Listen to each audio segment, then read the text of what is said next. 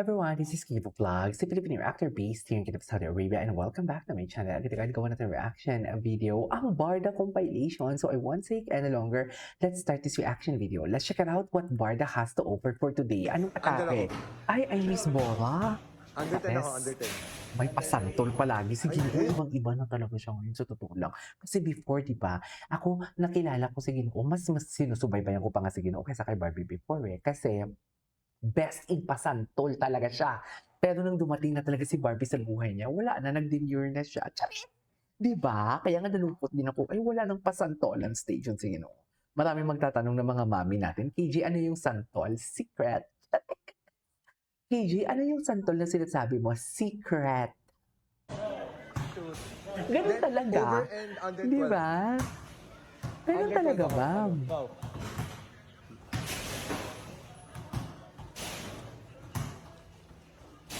Ay, gago, maayos na. Ano yun? Nakuha yung?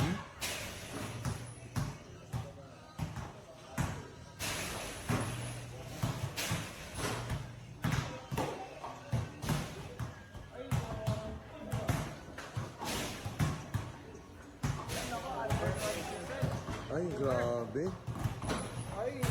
Nakuha. Ay, Galing naman ang Ginoo. Yung mga sige. likod ni Ginoo. Under- Ay, ano to? Sabi ni Mami Anita daw talaga, kitang-kita daw talaga sa mga mata ni David yung na-amaze siya ng birthday. Nabasa ko kasi yung comments ni Mami Anita. Amaze na amaze daw talaga si David sa mga fans niya. Kaya hindi ko, ayokong mag-give up kay David or kay Barbie kasi mahal nila yung fans nila Sabihin man natin na walang Barda, sabihin man natin iba ang magiging makatuluyan nila. Hindi ko sila bibitawan kasi iba mahal nila yung fans nila tsaka napaka-genuine nila. Tsaka ipagtatanggol ko talaga sila sa totoo lang. Ay, off na ba? Diyos ko, maga. Ito talaga yun Ito yung hinahanap. Ito yung hinahanap, di ba? Hinahanap niya talaga dito. Di ba? Yan, sabihin na naman nila, nung nakaraan, bakit sa UP and everything. Tapos ngayon, may bago silang pinapakalat na chismis ang mga basher ngayon. May bago ang sabi nila ikinasal na daw kasi andun yung buong pamilya. Di ba? Nagbakasyon lang. So kung sa Japan pala, sa Japan magpapakasal. Ganun ba yun? Ayan Dear, wala pa tong sinichismis ninyong Alex Manalang na to for today's video. Ang Ginoo ninyo pabalik-balik na sa Australia. Utang na loob. Ano ba? Pwede ba sila mag-apply? Baka doon sila mag-settle. Pamilya. Kasi sa gulo ng Pilipinas. Ewan ko. Anong nahanap mo? Ayan Hi, si Bibi. Bibi, si Bibi talaga. Sabi kasi sa akin, dito daw kami magkita sa UP. Dito? Oo, kasi wala naman. Pag-Bibi talaga siya. Bro, anong nahanap mo? Grabe, magang-magang kayo. Sabi kasi sa akin, dito daw kami magkita sa UP. Dito? Oo, kasi wala naman. Wala naman. Yung boses niya, Bibi Bro. talaga siya. Ay, Hanggat may naniniwala, pwedeng magsimula. May naniniwala, pwedeng magsimula. Game. game. Hanggat may naniniwala, pwedeng magsimula. Ay, iba yung Ginoo. Iba. Iba siya.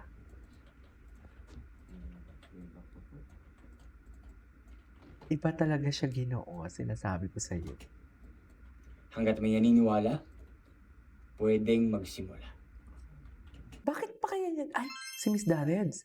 David, ikaw tawag. Miss Barbie Porteza, abay tila baga pinaringgan si Mr. David Licauco at tinawag na this time. Let's talk about this one dahil hanggang sa ngayon ay kalat na kalat pa rin sa social media platform ang ilan sa mga naging statement ni Mr. David Licauco patungkol sa usapin ng pag-aasawa. Si David Licauco ay nagbubukas sa posibilidad ng pag-aasawa sa mga susunod na taon.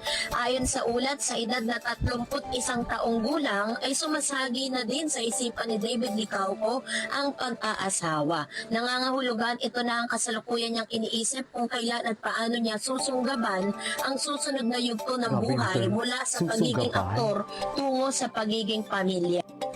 Sa edad na 31, nasa yugto na si David kung saan marami ng kasamang responsibilidad, personal na pag-unlad, career builds, at pagbuo ng stable na pundasyon para sa pamilya.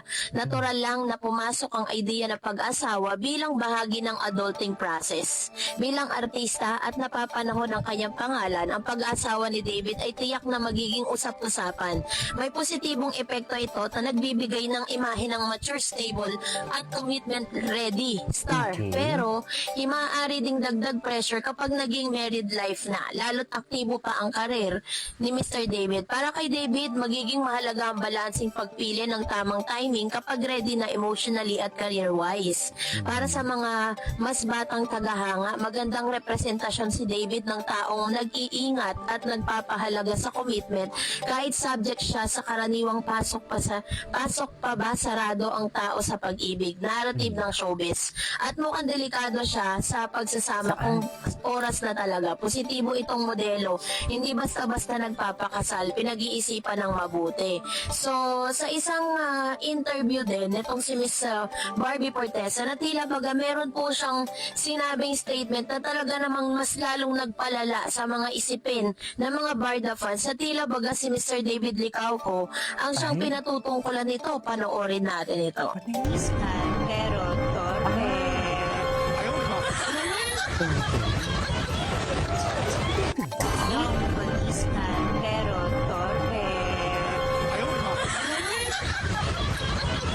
Aking pagkakaunawa sa video clip na ito, sinabi niya doon na he stand but he's torpe.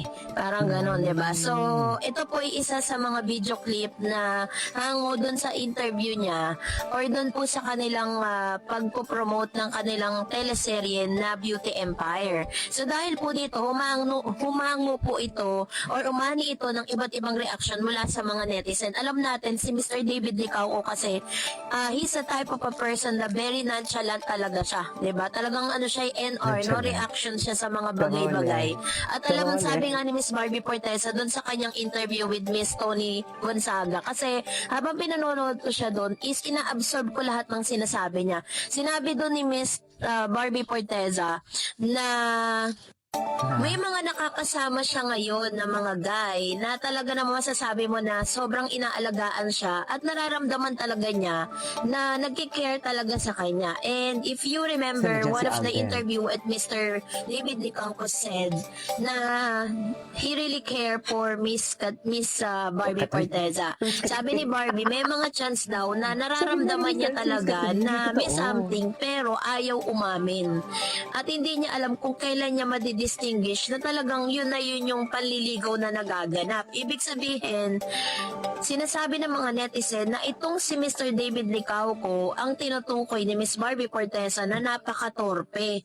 Diba? Parang ando na sa harapan mo pero hindi mo pa ma-express talaga yung tunay na nararamdaman mo para dun sa girl. Diba? Kaya naman medyo si Miss Barbie rin medyo talagang nakikiramdam pa ang isang Barbie Portesa. Tapos eto pa, panoorin niyo si Miss Kaylin Alcantara. Siya ba talaga ang... Ako ba? Siya ba talaga ang... Ay, Sipa? hindi ko nakita. Ano lang si Carlo? Hindi ko Ano oras na ka? Siya ba talaga ang... Ako comment-comment ako. Sa sobrang pagiging close si Miss Barbie Portesa and Miss Kaylin Alcantara, may mga napag-uusapan din silang personal at alam nating Oo lahat naman. yan. Si Miss Oo Kaylin naman. din ay isa sa mga susi ng Siya nga yung nag-ano ng eh. love life nitong si Tukso-tukso Miss Barbie Di ba? Portesa Tukso-tukso at niya Mr. si- David Licauco. si Kaya naman ang Sabi dami siya po sa- talagang Kaloka. sobrang nilove itong si Kaylin dahil isa siya sa mga nagbubuko dito kay Miss Barbie Portesa. Pero So wala ko kayo rin si po, anong Kaylin. inyong saloobin patungkol dyan? Mag-comment Ang sa loobin ko, Miss Dereds, ituloy mo lang yan. This is Game of Vlogs and see you on my next vlog. Bye.